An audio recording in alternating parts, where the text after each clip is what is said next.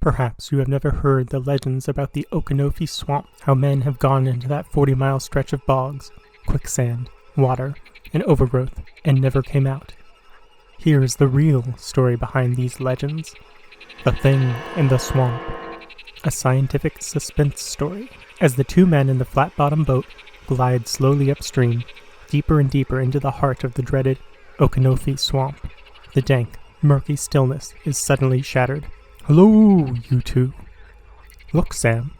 That old guy on the bank is waving to us." "Come ashore. Don't go any further, I beg you. Let's go over and see what he's raving about. He looks terrified." "Okay, Sam." "Please, don't go past this spot. Please, please." "What's the trouble, old man?" "You mustn't go on into the swamp. You'll never come out alive if you do. Look, stranger, we've heard all about the swamp. All about people who go into it and are never seen again, but we think it's all nonsense. I've mapped our trip so far. It'll be a simple matter to retrace our steps. Nonsense, eh, gentlemen? I warn you. The legend of the Okanofi is real, I know. You'll never come out alive, unless you let me guide you. Okay, I get it now. Looking for a fast buck, that's all. No, you're wrong. I'll do it for nothing. Just what is it in the swamp that people are so afraid of? Only I know what it actually is. Tell us, old man, what is it? Come into my shack, and I'll relate the whole story. The old man leads the other two into his crude hut. They seat themselves on roughly hewn chairs. Then the old one begins to speak. About 25 years ago, 3 people came to this part of the Okanofi. 3 scientists. One was middle-aged, one was a young woman, his daughter, and the third, a young man, the girl's fiancé. They had a dream, these 3. They were going to solve the problem that had baffled science for centuries. They were going to solve the secret of life. But why this godforsaken place, Father? Here we can work undisturbed by outsiders, Marie. No publicity, no reporters, no prying eyes. Yes, Marie, after all, we would receive a great deal of criticism. To create living matter, to create life, is something that is considered beyond the realms of science. So you see, Marie, we must separate ourselves from society, at least for a little while. And so Professor Carl Ward, Mary Ward, and Robert Colby set to work building a laboratory here in the Okanofi. At last, we're finished. Now we can unpack our equipment, all our apparatus, and begin our work. The experimenting began. We know what protoplasm living tissue contains. We have analyzed it, and we know every chemical in its proper proportion. And yet, when we place them together, combine them, they do not begin to live. There's one element missing. The spark of life, eh, Professor? Exactly. We're lacking a certain condition, a certain stimulus. Perhaps electricity, Father?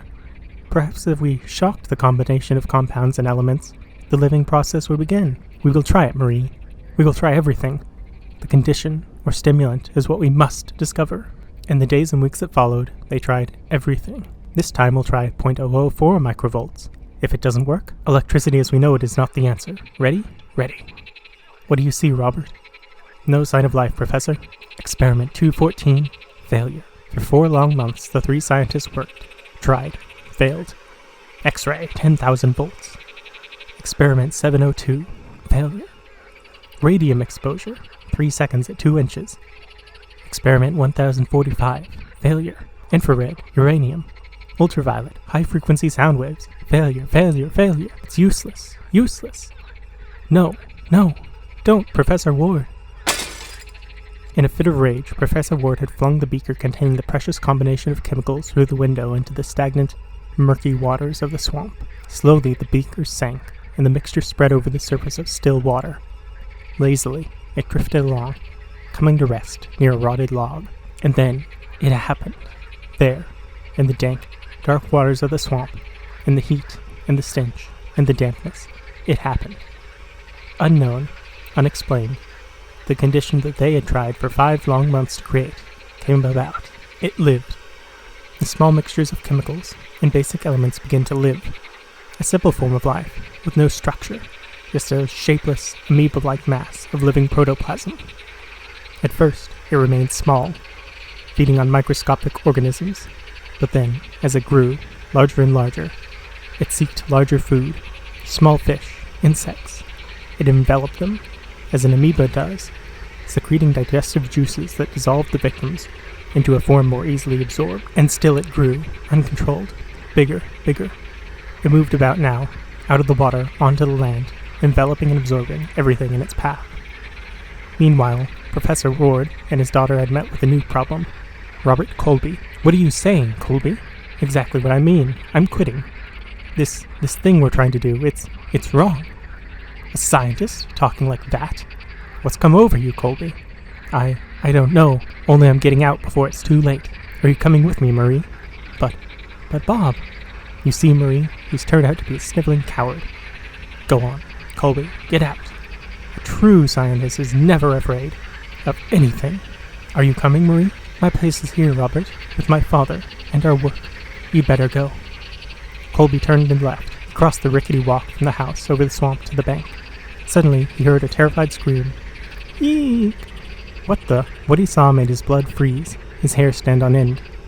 The laboratory was collapsing into a mass of quivering, writhing, living matter. No, it can't be. Professor Ward and Marie, both screaming hysterically, were being sucked into the huge blob of living matter, helpless to do anything.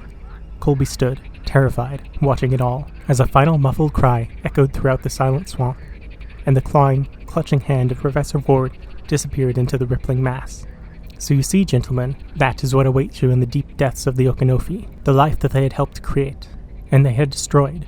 Professor Ward and his daughter waits to destroy you. That's quite a yarn, old-timer, but if you wouldn't mind, I find it hard to believe. Yeah, let's go, Sam. Remember, gentlemen, I warned you. You see, my name is Robert Colby. Sure, old man, sure. The two men pushed their flat-bottomed boat out into the stream, their laughter drifting across the stagnant, silent water. Slowly, they make their way upstream. Suddenly, Colby. He said his name was Colby. That was the name of the young scientist that escaped. The Sam. Look. What? No, it's the thing. If you enjoyed this reading of the Tales of Fear, please comment below, and I hope you have a lovely day.